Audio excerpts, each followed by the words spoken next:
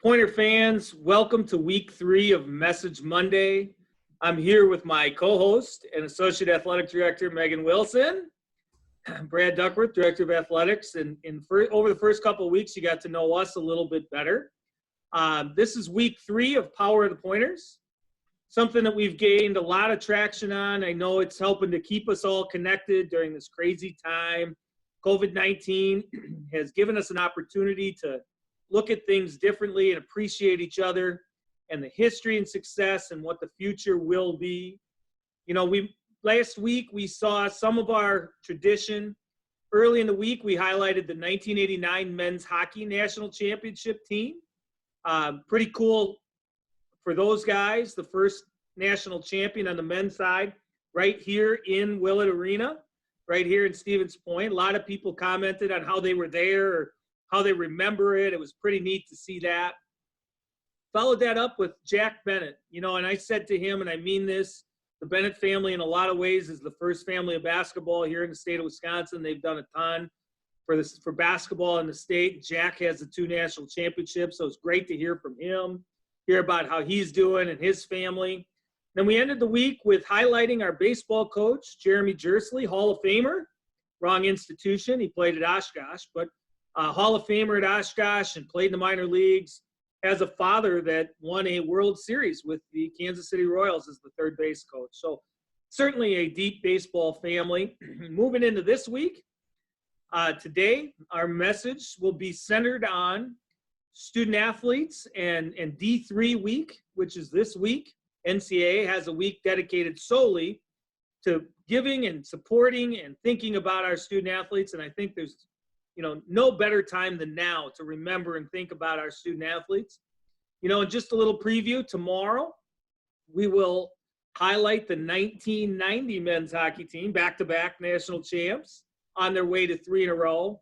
And then on Wednesday, I have the opportunity to sit with my good friend Abby Sutherland, former head volleyball coach at UW Stevens Point, current head volleyball coach at UW Green Bay. She'll join me for Wisdom Wednesday. So big week ahead, but I've got Megan here, and we're going to talk today a lot about what it means to be a student athlete and to celebrate D3 week. So, Meg, how you doing? I'm great. Good to see ya. Yeah, good to see you too, even though darn well we spend almost all day on Zoom together. But for our fans out there that don't know that, it's good to see you too. Yeah, for sure. So like you said, Brad, this week we celebrate Division III week, and we're just observing and celebrating the impact that student athletes and athletics has not just on our campus, but our surrounding community. In Division III week, they really celebrate 3 different areas: academic accomplishments, athletic experience, and leadership and community involvement. History will tell us that UW Stevens Point has had 5 Elite 90 winners in terms of academic accomplishments.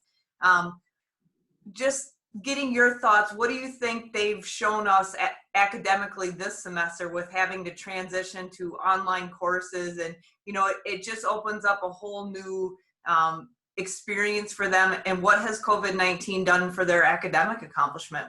What's it shown us about our student athletes? We have the best in the country when it comes to resiliency, when it comes to academic success and exploration. You go back all the way to 2012, our student athletes collectively, men, women, all sports, have a 3.1 GPA. That's pretty impressive when you start thinking about the collection of classes and majors and things that they've done. We've got doctors, we've got, attorneys and teachers, humanitarians. Our students do amazing things in the classroom. Athletics always prepares you for what's next, right? I mean, we're always thinking about game plan. How do we handle it? But what does coach always say? Be resilient, adapt to the situation, win the situation, figure out ways to be successful. I anticipate nothing less than that from our student athletes in the classroom. I said to our coaches, we're actually meeting our students where they are, going online, being virtual. That's something our students grew up with. Mind you, I think in my 7th year in higher education before I got a cell phone, Megan. So, our students grew up. My 4-year-old can play on his iPad faster than I can type. These kids grew up with this, and I anticipate we're going to have a great semester. there's going to be some transitional pieces as faculty take what are traditionally hands-on in the classroom, in the lab, hard to teach online classes and move them online. We'll be excited to have our students back when they can get here, but I anticipate we'll have another great semester. Yeah, for sure. And pillar 2 of D3 week is athletic experience. And as a former student athlete, I can speak firsthand. One of the reasons why I chose to come back to UW-Stevens Point is just the success on the field, court, in the pool. 13 team national champions, which we're celebrating on Tuesdays, 49 NCAA individual national championships, 166 conference championships, 59 conference tournament championships, totaled 794 All-Americans. And for 15 straight years, UW-Stevens Point was in the top 25 from 1996, 97 through 2010-11. Top 10 8 times and never been ranked lower than 51st in the Cup standings. What does that say about UWSP athletics? Unbelievable, right? It's for a lot of institutions, being 51st is a great year. Being 51st is the worst we've ever scored. I mean, athletic excellence at UW-Stevens Point has been sustained for decades. I say something very often, and I use it tongue-in-cheek, but I mean it. When I can, which I'm not because I'm practicing social distancing right now, but when I can walk into my office, there is a banner in Quant Gymnasium that we won a conference championship in 17-18. 1917-18. Think about that. Think about the sustained success for over a century. Unbelievable. But now when you look at 13 team titles, I think there's something to be said about not only the history, but think about what's walking around in our facility. Coach Shirley Egner, national champ. You were on that team. Tyler Krieger, head hockey coach. Won one as an assistant coach and one as a head coach. There's 3. Bob Semling, 2 as an assistant coach, 2 as a head coach. There's 7. Over half of our national champions are still represented in our athletic department today. Now, don't take away, 2 weeks ago, we talked about Dawn Crow, 4-time national champ as a player. You start adding in the players and the coaches and assistant coaches. I mean, we have some pretty impressive people, and I will say the pinnacle of my administrative career was, last winter about this time, going up, getting out of that second period, 0-0, thinking, okay, we got a good chance here. We score, we're up 1-0. Okay. And you try to hold it together. Now we score again up 2-0. Like, okay, I can't tell anybody, but I'm thinking we're going to win a national championship. We're going to win the national championship. 2 minutes later, 2-1. Okay, we're fine. 2 more minutes later, 2-2. Like, oh gosh, we're going to lose the national championship. Only to go to overtime to see, Quags put the puck in the back of the net, 13, 14 minutes into that overtime period. Stevens Point has done it for a long time, and I can't wait to get our student athletes back here to do it moving into the future.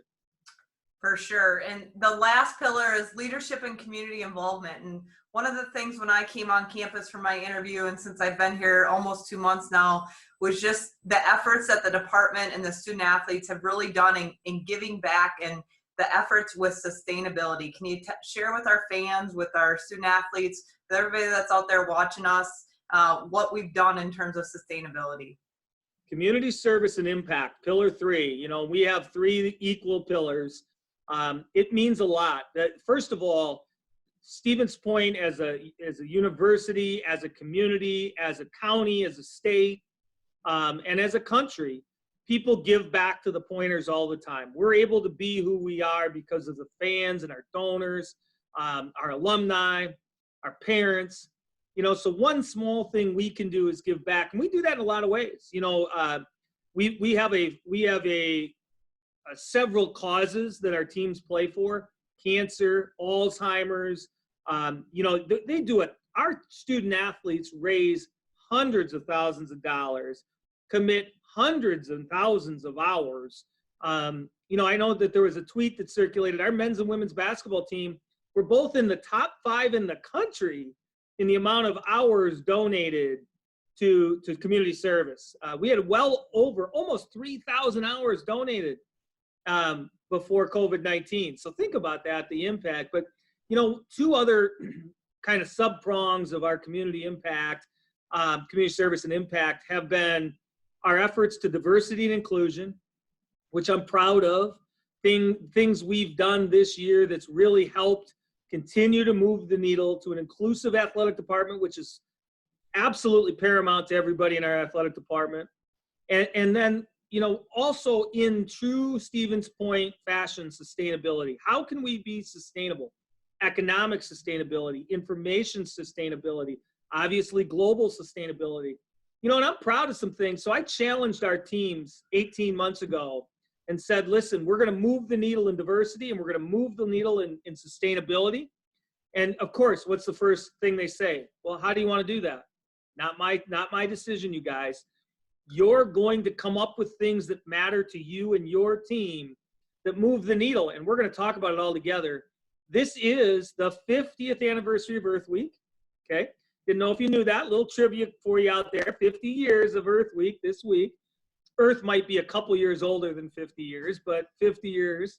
And then to celebrate that, we collected some of the things that our teams have done. And when you read it, I'm going to highlight just a couple things. Our baseball team built a rain catcher, used all the water to do the mound and the plate instead of continually using groundwater. Men's basketball and several other teams ran around town, finding places, picked up trash.